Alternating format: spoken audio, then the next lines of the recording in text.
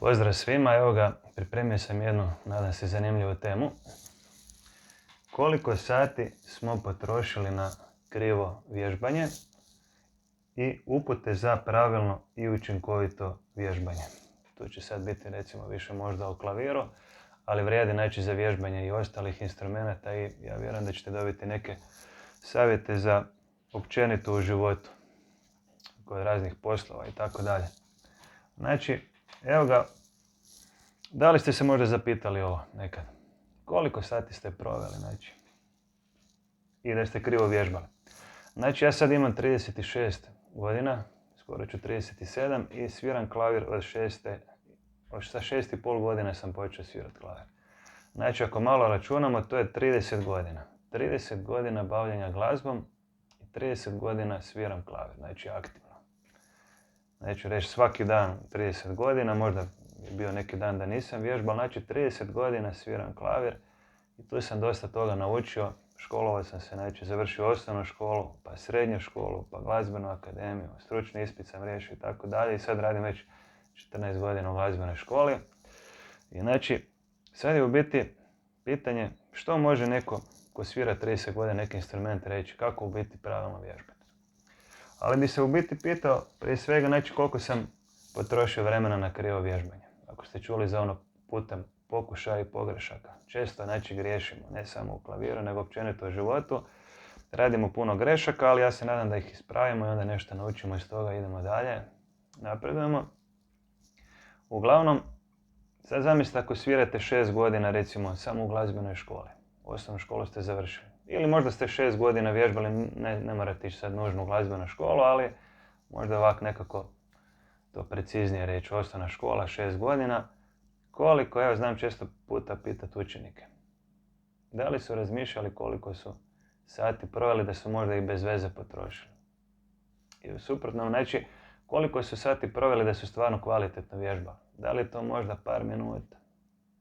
Pol sata, sve ukupno. Znači, ja znam po sebi kad sam bio mlađi, jako sam brzo vježbao, odmah sam sve vježbao, odmah sve zajedno. Znači, toliko krivih nota je bilo da je to nevjerojatno. Znači, satima sam znao vježbati skroz, kad sad gledam iz ove perspektive, krivo. I zato mi je cilj danas možda malo pomoći, znači uputiti one koji možda još ne znaju kako bi vježbali ili već znaju kako vježbati, ali možda malo usavršiti to. Znači, sam sebe u biti usavršujem kroz ovu lekciju, jer sam, evo, kad sam se malo propitivao, sam puno stvari se prisjetio i koje su stvari bitne. Evo sad malo da skratim to sve. Znači ovako, znam recimo pitati učenika koliko je vježbao sati klavir. I sad kažem, imao sam jednog učenika koji je 10 sati vikendom vježbao. Znači u subotu bi vježbao 10 sati recimo kad bi mogao, ili u nedjelju. Ali znači u jednom danu 10 sati i postizao je vrhunske rezultate i maturirao je glazbenu školu. Znači ja jako puno vježbao i stvarno je to volio. Znači recimo i pametno je vježbao i sve. Recimo ima neko ko kaže da je vježbao 2-3 sata i sad dođe na sat. Ja kažem ajde sviraj mi. Ispadne da ne može prvi takt bez greška svirati. I onda pitam, je li moguće da si vježbao ne znam koliko sati za vikend, a da ne možeš jedan takt odsvirati bez greške? I onda dam recimo usporedbu. Zamisli sad da kažeš da si vježbao matematiku za vikend 10 sati. 10 sati si vježbao matematiku i sad recimo ovak vježbaš. 5 plus 5, 11. 5 plus 5, 12. 5 plus 5, 9. 7 puta 5, 40. 8 puta 5, 42. Znači da cijelo vrijeme krivi rezultat izgovarati. I tako 10 sati. Da li ste vi tih 10 sati u biti pametno iskoristili? Odgovor je ne, ali tako. Znači, bolje da ste možda nešto drugo radili nego da ste 10 sati na krivi način. I jedino ako ste stvarno poslije toga nešto naučili, pa nakon tih 10 sati da vam neko kaže, ali 10 sati si krivo učio. Onda će imati smisla tih 10 sati ako shvatite da je to bilo krivo, pa ste recimo promijenili plan i vježbanja i na drugi način ste počeli vježbati. Znači, ovo je sad možda dobar primjer jer tako isto sa sviranjem. Možete neki dio vježbati 100 puta, a i da i dalje krivo ide. I onda se morate zapitati kako ste vježbali, da li se može promijeniti. Evo, to je sad kratak uvod. Idemo ovako. Ja sam tu sad neki 10, ajmo reći, savjeta napisao. Kroz ovih 30 godina sam, ajmo reći, otkrio neku formulu, ako se to može reći, kao u matematici, fizici. Znači neka formula koja pomaže znači, za rješenje zadatka. I sada sam ja tu napisao što je jako bitno. Recimo sad, da li svirate klavir u glazbenoj školi ili recimo svirate u nekom bendu, pa morate recimo nekih 10 stvari naučiti. Što je jako bitno? Znači, u jednoj drugoj situaciji napisati na papir skladbe koje se svira. Znači, recimo ako idete u glazbenu školu, ljestvica, Bach, sonata, skladba. I tako dalje, recimo. Recimo ako svirate u bendu, onda nabrojite 10 stvari. Fly me to the moon, ne znam, Besame mucho, i tako dalje. Napišete sve pjesme koje svirate. I onda što treba napraviti? Zalijepiti note ako treba. Znači ako imate recimo neke skladbe od sonate koja ima 20 stranica, bilo bi dobro zalijepiti note, jer će vam biti puno lakše znači da po redu listate, nego da vam se neke stranice zamijene ili vam padne na povod ili se zgužva i tako dalje. Ja sam imao samo sa notama raznih situacija. Mogu bi cijeli jedan video snimiti znači, o lijepljenju nota, zašto je bitno lijepiti note. Ali evo ga sada ukratko samo. Znači prvo napišite na papir koje su skladbe kao neki plan, zalijepiti note, ako niste, označiti dijelove, to je jako korisno. Znači ako jedna skladba ima nekoliko stranica, i sada kako vježbati, znači na prvoj stranici već možete označiti po 4 takta, recimo broj 1, broj 2, broj 3, broj 4 i tako dalje. I onda po dijelovima vježbati. To je jako, jako dobro, znači to sam se uvjerio 100 puta. Znači da je jako dobro, označi dijelove. I možete čak sa flomasterom, crvena boja, znači broj 1, 2, 3 zaokruži da je vidljivo, znači da su vidljivi dijelovi. Četvrto, vježbati manje dijelove više puta po šemi, 3 puta desna, 3 puta lijeva, 3 puta zajedno. Ako ne ide, ponoviti postupak. Spajati u veće dijelove. Znači jedan dio, pa jedan i prvi i drugi dio, pa ako ide treći dio. Znači to je jako, jako bitno. Znači neku šemu, ko kad vam doktor kaže 3 puta dnevno pijete tabletu svakih 8 sati. Recimo, morate se toga pridržavati. Ovdje je dobro, znači si staviti neku tablicu i onda sa strane, to sam vidio kod učenika, jako vole to recimo raditi mnogi. Znači stavite recimo Bach. Prvi dio, desna ruka samo slovo D i recimo 3 minusa napravite i 3 puta odsvirate bez greške i stavite plus. Ako ne ide, ponovite, znači 6 puta odsvirate. Ako ne, onda još 3, 9 puta ukupno, znači pa 12, znači dok ne ide bez greške. I onda na isti način lijevu ruku i onda tek ako ide posebno bez greške, onda zajedno. I samo prvi dio, samo prvi dio. Znači ako je prvi dio 4 takta, ako je preveliki zalog, onda samo jedan takt. Ako ne ide i dalje, znači još sporije treba vježbati. Još sporije treba vježbati. I sada što je jako, jako bitno što sam naučio, znači ne biste vjerovali koliko je svaki ovaj detalj bitan. Svaki ovaj broj jako, jako bitan. Znači kad svirate recimo 3 puta neki dio, jako je bitno između svakog tog ponavljanja napraviti pauzu od par sekundi. To je jako, jako bitno. Jako bitno. Znači recimo 10 sekundi, opustite ruku. Ja ću to poslije još malo snimiti recimo praktično. Svirat ću pa ću objašnjavati kako bi vježbao recimo neku skladbu. Znači tako da vidite u praksi kako je to. Jako je bitno znači se malo između opustiti. Jer neki su rekli znači, da ako ponavljate recimo ne znam, historia est magistra vitae, historia est magistra vitae, historia est magistra vitae. Znači ako ponavljate neku poslovicu recimo latinsku, bez da ste stali između, na kraju nećete znati više što izgovarate. Ni što znači, možda će vam se jezik poplesti. Znači zaplesti. Tako da evo ga, to morate paziti. Znači to je jako, jako, jako bitno. Vježbati u početku izrazito polagano. Jedan mi profesor Zlatar priča na metodici da je proučavao recimo iz metodike znači našeg vrhunskog pijanistu Ivu Pogorelića i rekao je da kad je gledao kako on vježba, znači da nije mogao vjerovati, znači on je toliko polagano vježbao, znači ko usporeni film, dio po dio, spavao, ne znam, po 2 sata bi jedan dio vježbao, znači tesao, brusio, znači izrazito polagano vježbao. I ako pitate, znači ovo što ja sad danas govorim, to će vam možda svaki profesor klavira reći. Ovo je puno, znači svako više manje zna kako treba vježbati, ali evo ga, možda je teško naći danas na internetu da piše ne ide točno kako treba vježbati, pa sam evo, možda je dobro to nekako izreći, jednostavno podijeliti sa drugima. Znači, ali većinu, svaki profesor će vam reći da vježbate polagano. Sad onda se mi pitamo koliko je to polagano, zašto polagano, pa se preispitujemo i tako dalje. Ja sam se uvjerio na sebi, ja sam tek počeo možda u srednjoj školi počeo vježbati polagano.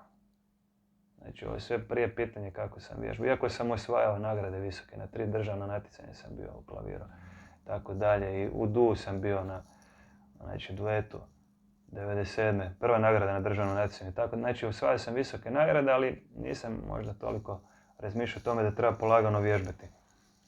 Znači, mnogi će vam reći da polagano vježbati. I ne samo iz klavira, recimo, gitare i tako dalje.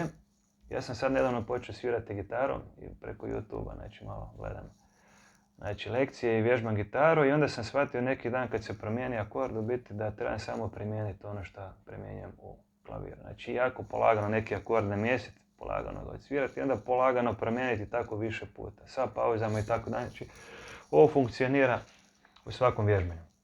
Znači jako polagano vježbe. Sad koliko je to polagano? Polagano je onoliko koliko trebate da odsvirate bez greške. Znači ako svirate krivo, znači da je prebrzo.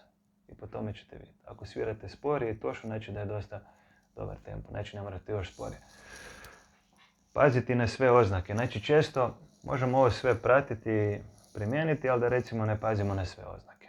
Recimo, neko vidi, recimo tu je jako bitan prstomet. Znači sve oznake. Znači nekad učenik gleda, piše 3. prst, on svira 4. I pitate ga zašto? Pa nije ni gledao prstomet, nego gleda samo notu. I ja sam to prvi radio, znači ne sad da kažem kako su drugi to radili, znači ja prvi. Krivi prstomet, znači krivi lukovi, kriva dinamika, uopće ne gledam stakato, ne primjenjam to, znači vježbam brzo, znači i tu se može satima, znači izgubiti puno vremena. I ono što sam rekao, bolje onda nešto drugo raditi. Znači pratiti sve oznake koje pišu u notama. 7. Koristiti metronom. Vježbati na ritmu je 2+2, 4+4, 8+8, 1+3, 1+1 i po 5 dizati na metronomu. To je isto jedna tema gdje bi mogao sad satima pričati kako koristiti metronom. Ali uglavnom koristiti metronom i vježbati na ritmu. Metronom vam jako puno pomaže. Recimo ako vježbate sad neku skladbu i tempo vam je 100. A vi ne znate u biti koliko to otprilike 100. Znači morate uključiti metronom. I onda da bi došli do tog tempa morate, ajmo reći, duplo sporije krenuti, možda i 4 puta sporije krenuti, pa postepeno dizati da bi došli do 100. Znači tu sad razne metode postoje koje ću možda u sljedećim nekim lekcijama. Uvijek se malo zagrijati prije vježbanja. Znači istegnuti možda i prste, možda i cijelo tijelo zagrijati, to sam tamo pričao u nekim lekcijama. Znači i onda tek početi vježbati. Znači uvijek neke, možda tehnička vježba neka, recimo ljestvice i tako dalje, ali stvarno i zagrijati prste, recimo malo se razgiju. 9. Voditi dnevnik vježbanja, pisati pluseve. To je ono što sam malo prije isto pričao o tim plusevima koji su jako motivirajući. I pisati recimo neki dnevnik. Možete reći ovako, sad ću 10 dana pisati dnevnik. I pratit ću sve što radim. Znači onda ćete vidjeti taj recimo neki napredak. Ovako možda nećete vidjeti. Koliko ste novoga naučili, u koliko dana, koliko ste pluseva napravili, koliko ste puta točno svirali neki dio.